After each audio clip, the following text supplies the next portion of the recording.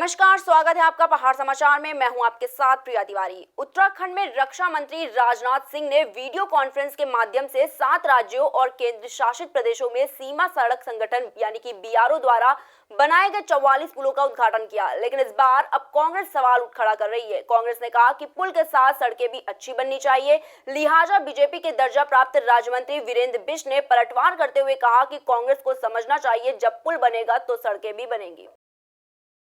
अच्छी बात है, विकास तो सतत चलने वाली प्रक्रिया है। इस सड़क की स्वीकृति कांग्रेस के ज़माने में हुई थी। सिर्फ पुलों की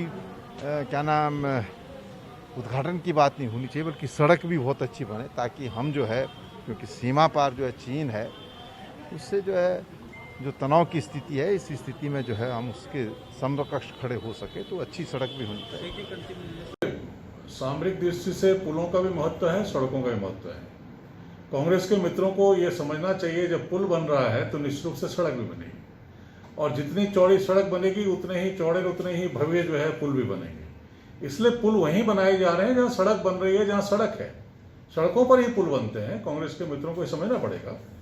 कांग्रेस तो आलोचना करेगी। कांग्रेस को नहीं लगता कि राज्य में कोई विकास हो। हम विकास कर रहे हैं और विकास तेजी के साथ राज्य में हो रहा है। राज्य की सड़कें भी चौड़ी हो रही हैं, राज्य में पुलों का भी निर्माण हो रहा है, और सीमाओं पर हमारे पुलों का बनना हमारे लिए महत्वपूर्ण है। उत्तराखंड में मुख्यमंत्री त्रिवेंद्र सिंह रावत ने बद्री केदार मंदिर समिति के निवर्तमान अध्यक्ष मोहन प्रसाद थपलियाल और ओबीसी मोर्चा के जिलाध्यक्ष कुलदीप चौहान के आकस्मिक निधन पर उनके पार्थिव शरीर पर श्रद्धांजलि अर्पित करते हुए गहरी शोक संवेदना व्यक्त की। मुख्यमंत्री ने कहा कि वरिष्ठ भाजपा नेता का जाना पार्टी के लिए बहुत बड़ी क्षति है। इस दौरान मुख्यमंत्री ने दोनों दिवंगत आत्माओं के परिजनों से भी मिले और उनको सांत्वना देते हुए ढांढस बंधाया। जब उनको बद्री केदार मंदिर समिति का अध्यक्ष बनाया तो उन्होंने कहा कि मैं पानी भी अपने घर से पीऊँ, अपना पानी के बोतल साथ लेकर चलते थे। मैं बोले बिल्कुल बद्रीनाथ की सेवा में बिल्कुल एक भक्ति भाव से करूँ। राजनीतिक दृष्टिकोण से अगर देखें तो जब हमारे जिलाध्यक्ष रहे, उन्होंने सारे चुनाव जीते, और वो उनका जो काम कराने का तरीका था बहुत सहज और सरल होता था। बड़ी सहजता से, हंसी के साथ और खुशी के साथ वो काम करते थे। आज अचानक उनका हमारे मध्य से जाना वाकई बड़ी क्षति है। जहाँ देहरादून पुलिस को सुनार लूट कांड में बड़ी सफलता मिली है। पुलिस ने लूट कांड में फरार चल रहे 2 आरोपियों में से एक को सहारनपुर से गिरफ्तार किया है। पुलिस ने आरोपी के पास से चोरी की कीमती जेवरात भी बरामद किए हैं। वहीं इस मामले में एसपी सिटी श्वेता चौबे ने बताया कि सराफा व्यापारी से हुई लूट मामले में 2 आरोपियों को पुलिस ने पहले ही गिरफ्तार किया है। बता दें कि चोरों ने जल्दी अमीर बनने के चक्कर में सुनार को लूटने की योजना को अंजाम दिया था। तो जो पटेल नगर में एक सुनार को गोली मार के उसके ज्वेलरी से भरा बैग और उसमें कुछ कैश था, जो लूट की घटना हुई थी, उसमें हम लोगों के द्वारा जो है वो टीम लगाई गई थी, और पूर्व में ही जो है टीम द्वारा 2 अभियुक्त को जो है वो गिरफ्तार कर लिया था बुलंदशहर से, जिसमें मेन जो है वो राहुल पंडित व नदीम की गिरफ्तारी हो चुकी थी। इसके अतिरिक्त उनके द्वारा बयानों में आया कि इसका जो मेन मास्टरमाइंड था, जिसके द्वारा रेकी की गई थी और ये पूरा ऑपरेशन जो है उसे कैसे अंजाम देना है, उस संबंध में जो जिसने कार्य किया था उसका नाम नईम था। तो उसके लिए हमारी टीम लगभग पिछले कुछ दिनों से उन्होंने बागपत, मुजफ्फरनगर, सहारनपुर, थाना भवन वगैरह में लगातार जो है दबिश दे रहे थे। टीम द्वारा इतनी बढ़िया कार्रवाई की गई थी, और जो हमें सूचना मिली उसके बेसिस पे कल जो है हमारा ये जो मेन मास्टरमाइंड नईम है, इसकी गिरफ्तारी हो गई है। इसमें जो एक और अन्य अभियुक्त था फैजल, उसके द्वारा 8 तारीख को जो है काफ़ी दबाव बन गया था, तो उसके द्वारा कोर्ट में वहाँ मुजफ्फरनगर में सरेंडर कर दिया गया एक पुराने केस में, और इसकी भी गिरफ्तारी हुई। और इससे जो बाकी बचा हुआ हमारा माल था उसकी हमने रिकवरी कर ली। अब इस केस में जितना हमारा था लगभग ऑलमोस्ट जो है 90% हमारी रिकवरी हो चुकी है। हल्द्वानी में आज वरिष्ठ पुलिस अधीक्षक कार्यालय के बाहर कांग्रेस के प्रदेश महासचिव प्रकाश जोशी के नेतृत्व में कार्यकर्ताओं ने धरना दिया। इस दौरान प्रकाश जोशी ने कहा कि भाजपा के खिलाफ एक ट्रैक्टर रैली निकाली गई थी। इस रैली में पुलिस ने कांग्रेसियों के ऊपर झूठे मुकदमे लगाए दिए, जबकि भाजपा के प्रदेश अध्यक्ष द्वारा कल ही एक कार्यक्रम का आयोजन किया गया था, जहां पर सोशल डिस्टेंसिंग की धज्जियां उड़ाई गई, लेकिन पुलिस विभाग द्वारा उन लोगों के ऊपर कोई भी मुकदमा नहीं लगाया गया, जिसके चलते कांग्रेसियों ने धरना प्रदर्शन किया। कि अभी आज यहाँ पे कुछ कांग्रेस के हमारे पदाधिकारी लोग आए थे, अपने समर्थकों के साथ आए हुए हैं और इनका डिमांड है कि कल जो मुकदमा दर्ज हुआ इनकी रैली निकालने के दौरान, उसी प्रकार का कुछ अन्य जो है भाजपा से संबंधित लोगों ने भी भीड़ का सोशल डिस्टेंसिंग का उल्लंघन कर रखा है, ऐसा उनका कहना है। तो उसमें भी कार्रवाई होनी चाहिए। तो हम उनको आश्वस्त कर रहे हैं कि हमारे जो भी जिस प्रकार के प्रमाण हमें मिल रहे हैं उसके आधार पर निश्चित रूप से निष्पक्ष हम कार्रवाई करेंगे।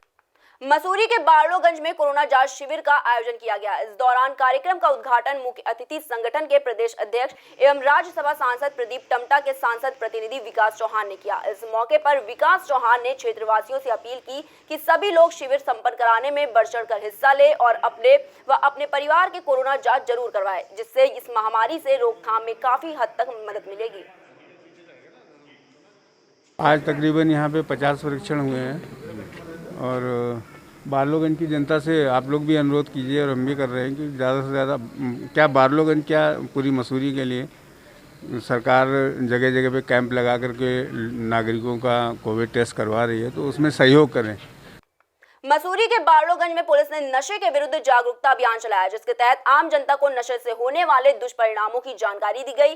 साथ ही नशे का अवैध व्यवसाय करने वालों के खिलाफ कार्रवाई करने के लिए जन सहयोग की अपेक्षा की गई। एसआई नीरज कठैत ने लोगों से अपील की कि वो मादक पदार्थों की बिक्री करने वालों को पकड़वाने में सहयोग करे, ताकि सभ्य समाज का निर्माण हो सके व ऑपरेशन सत्य सफल हो सके।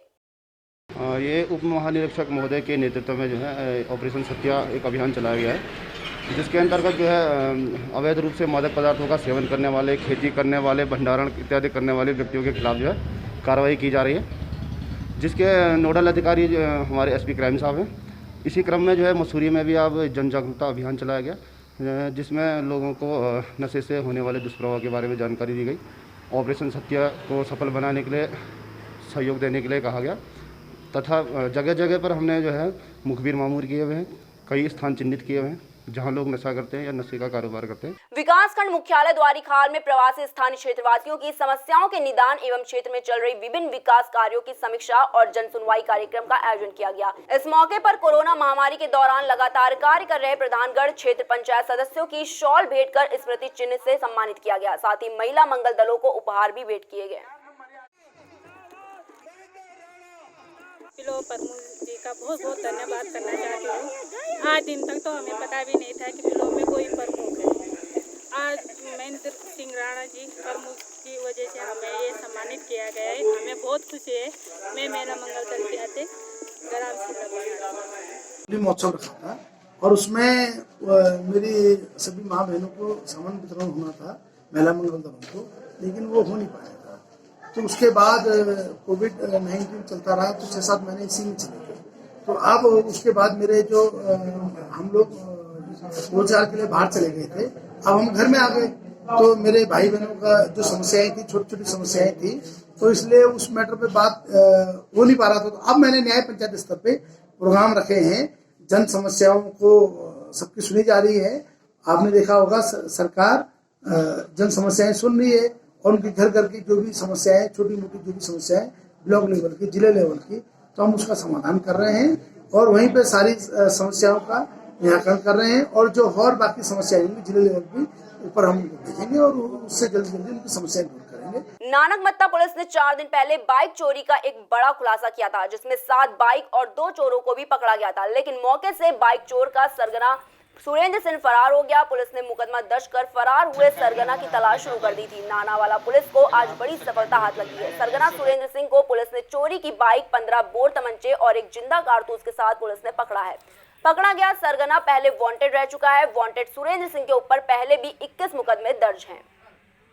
4 दिन पहले 2 मोटरसाइकिल चोर पकड़े थे, उसमें वांछित अभियुक्त था सुरेंद्र सिंह सनौक धर्म सिंह, ये केला खड़ा का रहने वाला है।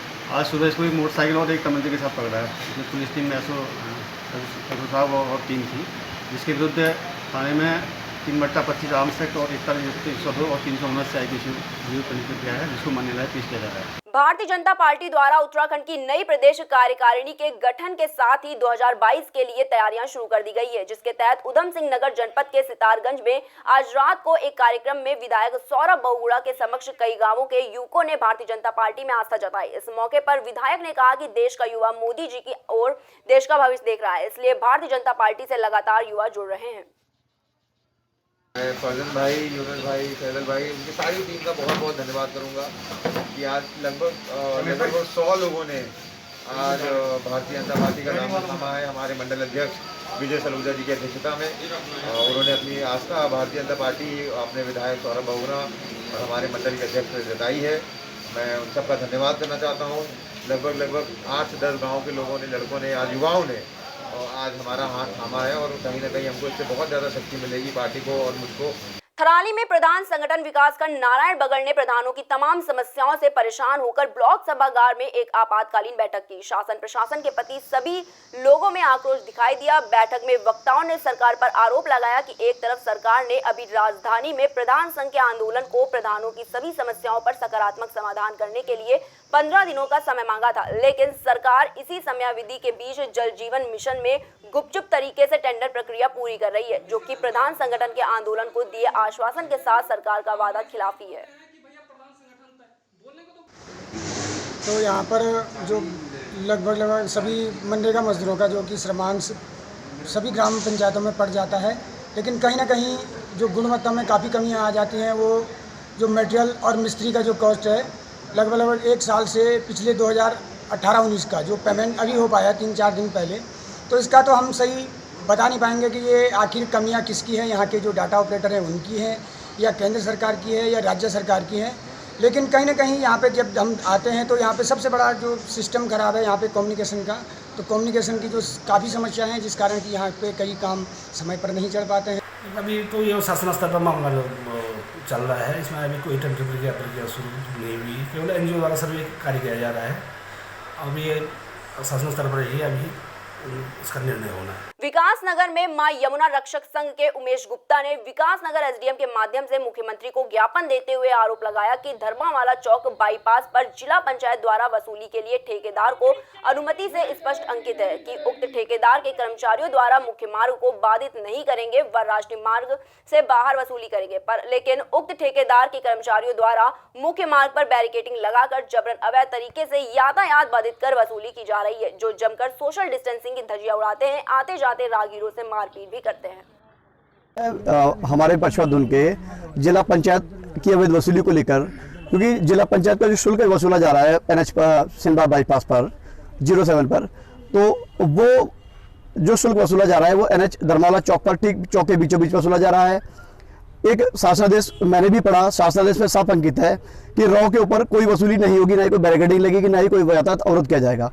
परंतु बावजूद उसके नेशनल हाईवे को बाधित कर बैरिकेडिंग लगाकर जिला पंचायत शुल्क वसूलने वाले जो है गुंडागर्दी पर आमादा हैं।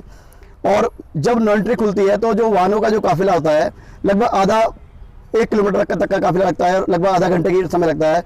उसमें जो आवश्यक वाहन जो है जैसे सैन्य वाहन हो गए, रोगी वाहन हो गए, वो उसमें फंस जाया करते हैं। आम जनमानस को बड़ी दिक्कतों का सामना करना पड़ता है। तो इससे पहले भी कई बार ये समस्या उत्पन्न हुई है, लोगों ने कहा भी है। और ये पूरा जो प्रकरण है वो जो धर्मावाला चौकी क्षेत्र है उससे महज 50 मीटर की दूरी पर यह अनैतिक कार्य चल रहा है। साथ साथ देश की धज्जियां उड़ाई जा रही है, हमारे न्यायालय के आदेश की धज्जियां उड़ाई जा रही है। तो ये गलत करता है, प्रशासन इसका संज्ञान ले। अगर प्रशासन संज्ञान नहीं लेता है तो यमुना रक्षक संघ जो है इस पर तत्काल प्रभावी कार्रवाई खुद करेगा, स्वयं करेगा और उन बैरिकेड को उखाड़ने का काम किया जाएगा और तहसील प्रशासन में जो है अनिश्चितकालीन धरना प्रदर्शन किया जाएगा।